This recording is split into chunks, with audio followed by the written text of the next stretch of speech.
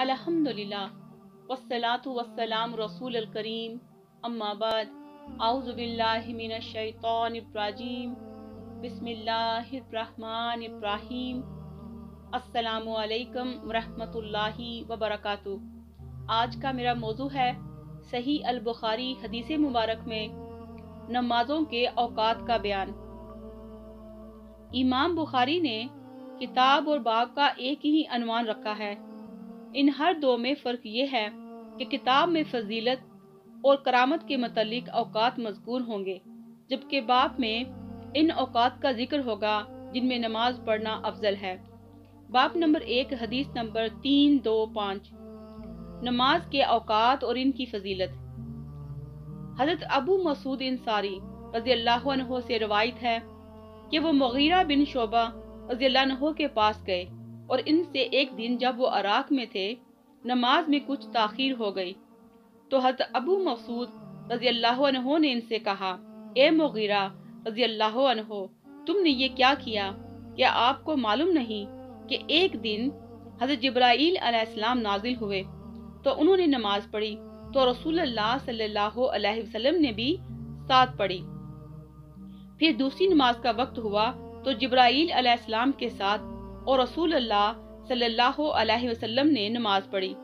फिर तीसरी नमाज के वक्त जिब्राईल की मयत में रसूलुल्लाह सल्लल्लाहु अलैहि वसल्लम ने नमाज अदा की। फिर चौथी नमाज का वक्त हुआ तो फिर भी दोनों ने इकट्ठे नमाज अदा की। फिर पांचवी नमाज के वक्त जिब्राईल अलैहिस्सलाम ने नमाज पढ़ी तो रसूलुल्लाह सल्लल्लाहु अलैहि वसल्लम ने साथ ही नमाज अदा की। इसके बाद आपने फरमाया कि मुझे इसका हुक्म दिया गया था।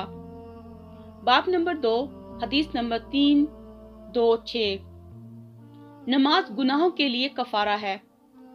हजरत हज़ीफा रज़ियल्लाहु अन्हु से रवायत है, उन्होंने फरमाया कि हम हजरत उमर रज़ियल्लाहु अन्हु के पास बैठे हुए थे तो उन्होंने पूछा कि तुम में से किसको फितने के मतलब रसूलुल्लाह सल्लल्लाहु अलैहि वसल्लम का फरमान याद है? मैंने कहा, मुझे बाइना इसी तरह याद है जिस तरह आपने फरमाया था। हजरत उमर रज़ियल्लाहु अन्हु ने फरमाया, बेशक तुम ही इस किस्म की बात करने के मुतालिक जुरात कर सकते हो।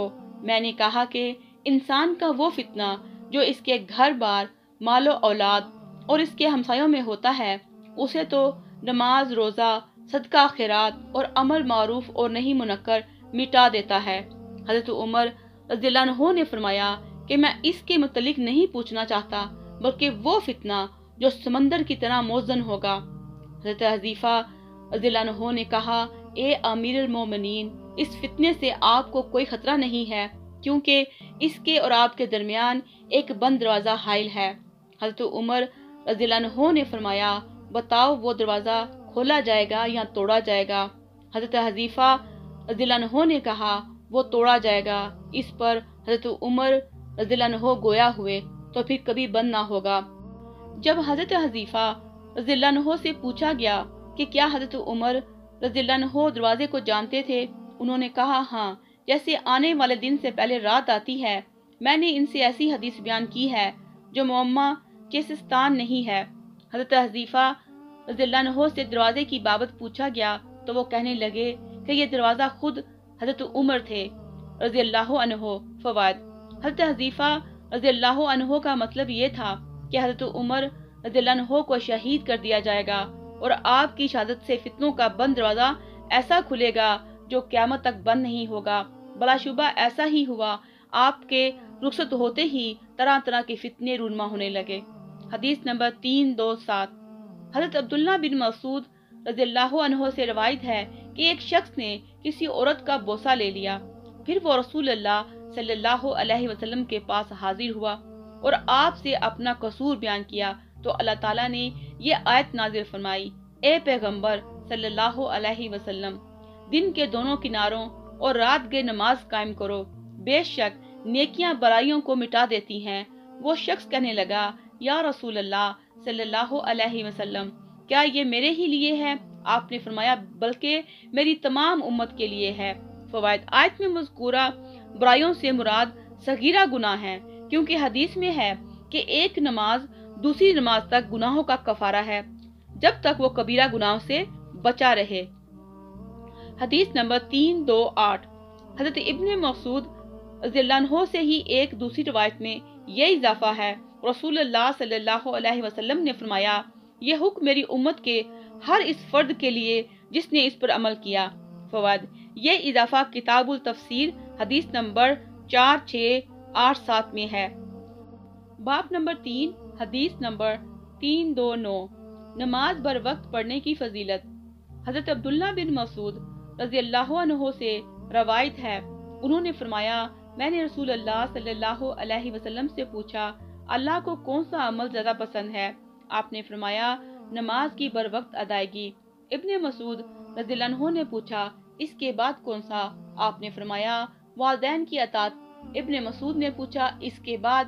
آپ نے فرمایا، اللہ کی راہ میں جہاد کرنا۔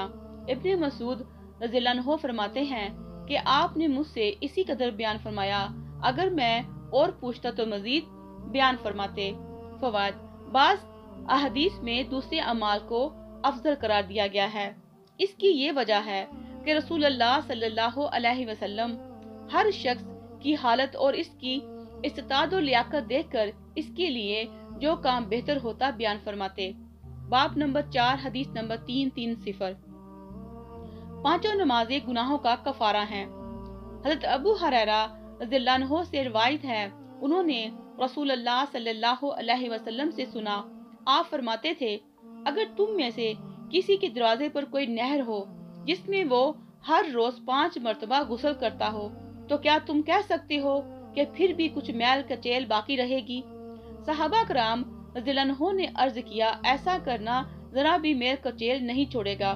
آپ نے فرمایا کہ پانچوں نمازوں کی یہی مثال ہے، اللہ تعالیٰ ان کی وجہ سے گناہوں کو مٹا دیتا ہے۔ فوائد: صحیح مسلم کی روایت کے مطابق گناہوں سے مراد چھوٹے گناہ ہیں۔ نماز کی بروقت ادائیگی سے اس قسم کا کوئی گناہ باقی نہیں رہتا۔ باب نمبر 5، حدیث نمبر 331، نمازی اپنے رب سے مناجات کرتا ہے۔ حضرت انس رضی اللہ عنہ سے روایت ہے، وہ رسول اللہ صلی اللہ علیہ وسلم سے بیان کرتے ہیں کہ آپ نے فرمایا، سجدہ اچھی طرح اطمینان سے کرو، اور تم میں سے کوئی بھی اپنے بازو کو کتے کی طرح نہ بچھائے، اور جب تھوکنا چاہے تو اپنے آگے اور اپنی دائیں جانب نہ تھوکے، کیونکہ وہ اپنے پروردگار سے مناجات کر رہا ہوتا ہے۔ باب نمبر 6، حدیث نمبر 332، سخت گرمی کی بنا پر نماز ظہر ٹھنڈے وقت ادا کرنا۔ حضرت ابو ہریرہ رضی اللہ عنہ سے روایت ہے، وہ رسول اللہ صلی اللہ علیہ وسلم سے بیان کرتے ہیں کہ آپ نے فرمایا، جب گرمی زیادہ ہو تو نماز ظہر ٹھنڈے وقت پڑھا کرو، کیونکہ گرمی کی شدت جہنم کے جوش سے ہوتی ہے۔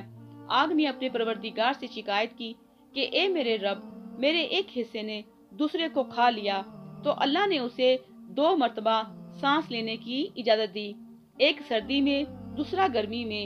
اس وجہ سے موسم گرما میں تمہیں سخت گرمی اور موسم سرما میں سخت سردی محسوس ہوتی ہے۔ فوائد: ٹھنڈا کرنے سے مقصود نماز کا بعد از زوال ادا کرنا ہے۔ یہ مطلب نہیں ہے کہ سایہ کے ایک مسل ہونے کا انتظار کیا جائے، کیونکہ اس وقت تو نماز عصر کا وقت شروع ہو جاتا ہے۔ نیز جہنم کے شگوفے کو حقیقت پر معمور کرنا چاہیے، اس کی تعویل کرنا درست نہیں، کیونکہ اللہ تعالیٰ اپنی مخلوق میں سے جسے چاہے قوت گویائی سے مشرف کر دیتا ہے۔ حدیث نمبر 333، حضرت ابو ذر غفاری رضی اللہ عنہ سے روایت ہے، انہوں نے فرمایا کہ ہم رسول اللہ صلی اللہ علیہ وسلم کے ہمراہ ایک سفر میں تھے۔ مؤذن نے ظہر کی اذان دینا چاہی تو رسول اللہ صلی اللہ علیہ وسلم نے فرمایا، وقت کو ذرا ٹھنڈا ہو جانے دو۔ پھر اس نے اذان دینے کا ارادہ کیا تو آپ صلی اللہ علیہ وسلم نے پھر فرمایا، وقت کو ذرا ٹھنڈا ہو جانے دو، یہاں تک کہ ہم نے ٹیلوں کا سایہ دیکھا۔ فوائد: امام بخاری نے اس حدیث پر یوں عنوان قائم کیا ہے، دوران صف ظہر کو ٹھنڈے وقت میں ادا کرنا، اس سے مراد آخر وقت ادا کرنا نہیں ہے۔ باب نمبر 7، حدیث نمبر 334، ظہر کا وقت زوال آفتاب پر ہے۔ حضرت انس رضی اللہ عنہ سے روایت ہے کہ ایک دفعہ رسول اللہ صلی اللہ علیہ وسلم سورج ڈھلنے پر باہر تشریف لائے، ظہر کی نماز پڑھ کر منبر پر کھڑے ہوئے تو قیامت کا ذکر کرتے ہوئے فرمایا، اس میں بڑے بڑے حوادث ہوں گے۔ پھر آپ نے فرمایا جو شخص کچھ پوچھنا چاہتا ہے پوچھ لے، جب تک میں اس مقام میں ہوں مجھ سے جو بات پوچھو گے بتاؤں گا۔ لوگ کثرت سے گریہ کرنے لگے، لیکن آپ بار بار یہی فرماتے مجھ سے پوچھو۔ تو عبداللہ بن حذافہ سمی رضی اللہ عنہ کھڑے ہو گئے۔ انہوں نے پوچھا میرا باپ کون ہے؟ آپ نے فرمایا تمہارا باپ حذافہ ہے۔ پھر آپ نے فرمایا مجھ سے پوچھو۔ آخرکار حضرت عمر رضی اللہ عنہ ادب سے دو زانوں بیٹھ کر عرض کرنے لگے کہ ہم اللہ کے رب ہونے کا، اسلام کے دین ہونے اور حضرت محمد صلی اللہ علیہ وسلم کے پیغمبر ہونے پر راضی ہیں۔ اس پر آپ خاموش ہو گئے۔ پھر فرمایا ابھی دیوار کے اس گوشے میں میرے سامنے جنت اور دوزخ کو پیش کیا گیا تو میں نے جنت کی طرح عمدہ اور دوزخ کی طرح بری کوئی چیز نہیں دیکھی۔ اس حدیث کا کچھ حصہ رقم 81 کتاب العلم میں بروایت ابو موسیٰ رضی اللہ عنہ بیان ہو چکا ہے، لیکن الفاظ کی زیادتی اور کچھ تبدیلی کی وجہ سے یہاں دوبارہ ذکر کی گئی ہے۔ فوائد: حضرت عبداللہ بن حذافہ رضی اللہ عنہ کو لوگ کسی اور کا بیٹا کہتے تھے، لہٰذا انہوں نے حقیقت حال معلوم کرنا چاہی۔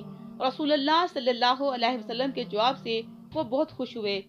حدیث نمبر 335 حضرت ابو برزہ رضی اللہ عنہ سے روایت ہے، انہوں نے فرمایا کہ رسول اللہ صلی اللہ علیہ وسلم نماز فجر ایسے وقت پڑھتے کہ آدمی اپنے قریب والے کو پہچان لیتا، اور آپ نماز میں 60 سے 100 تک آیات تلاوت کرتے، اور ظہر اس وقت پڑھے جب آفتاب ڈھل جاتا، اور عصر ایسے وقت پڑھتے کہ اس کے بعد ہم سے کوئی مدینے کے آخری کنارے پر واقع اپنی اقامت گاہ میں واپس جاتا، لیکن سورج کی دھوپ ابھی تیز ہوتی۔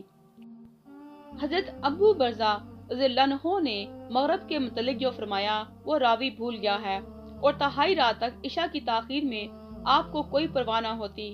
پھر ابو برزہ رضی اللہ عنہ نے دوبارہ کہا نصف شب گزرنے پر پڑھتے تھے۔ باب نمبر 8 حدیث نمبر 336 نماز ظہر کو وقت عصر تک مؤخر کرنا۔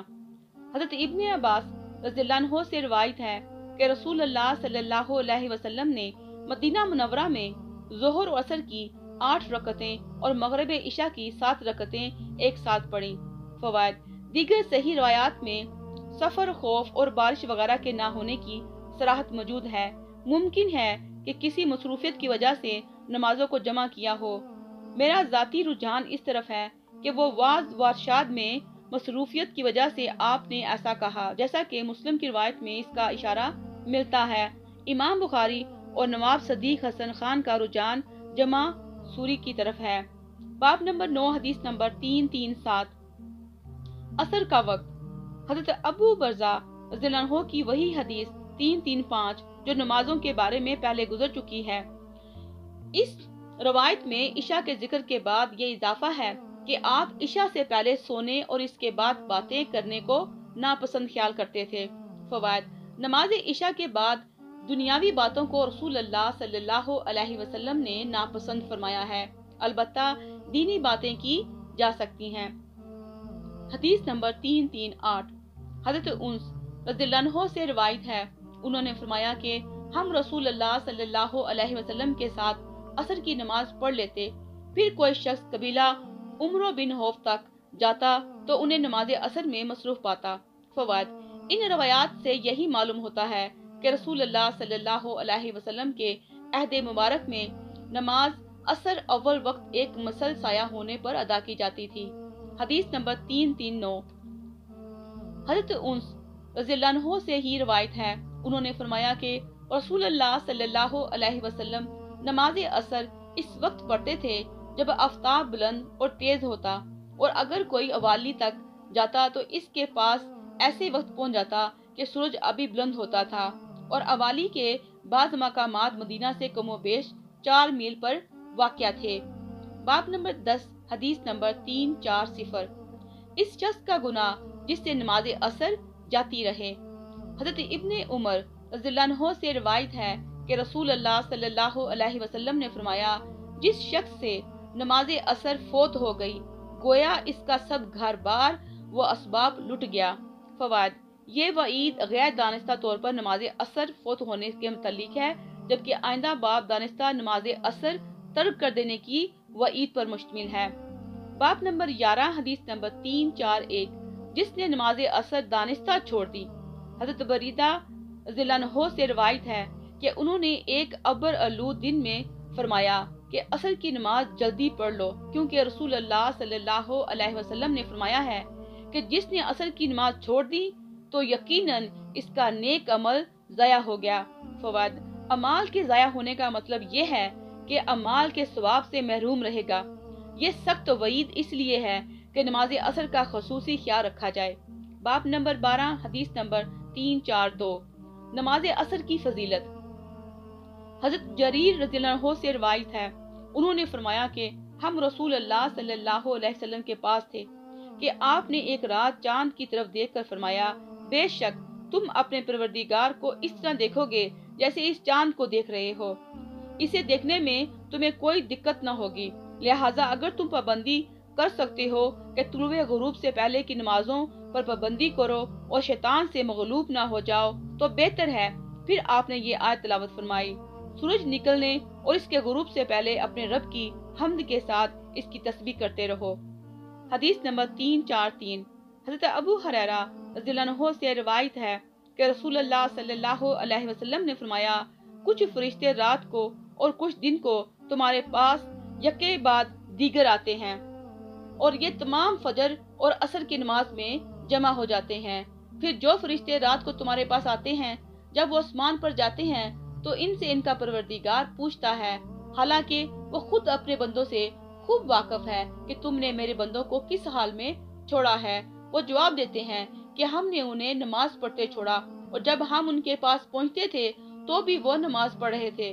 باب نمبر 13 حدیث نمبر 344 جس شخص نے غروب سے پہلے عصر کی ایک رکعت پا لی۔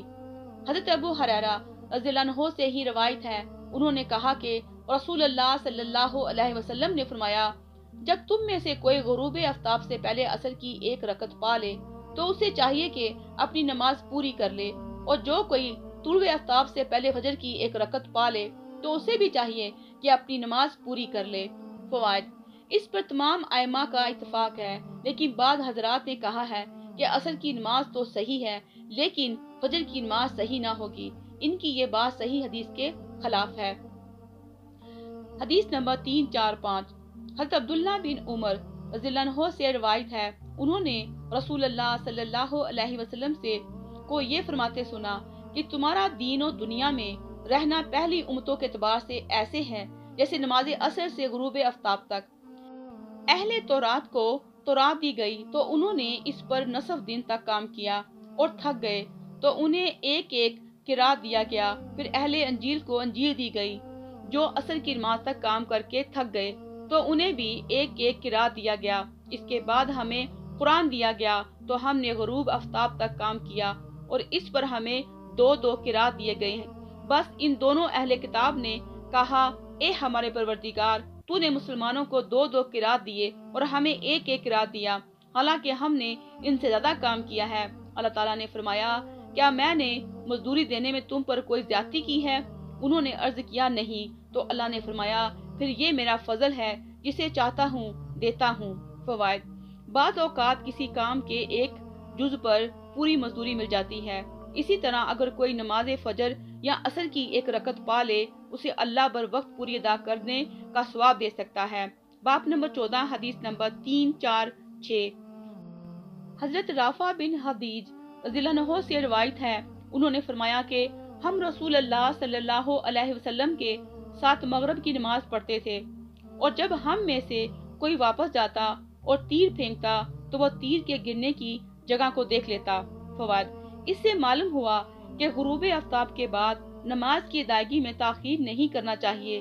دیگر حدیث سے یہ بھی ثابت ہے کہ صحابہ کرام رضی اللہ عنہ اذان مغرب کے بعد 2 رکعت بھی پڑھتے تھے اور فراغت کے بعد تیر اندازی کرتے۔ اس وقت اتنا اجالا رہتا کہ اپنے تیر گرنے کی جگہ کو دیکھ لیتے۔ استغفر اللہ الذی لا الہ الا هو الحی القیوم واتوب الیہ۔ والسلام علیکم ورحمۃ اللہ وبرکاتہ۔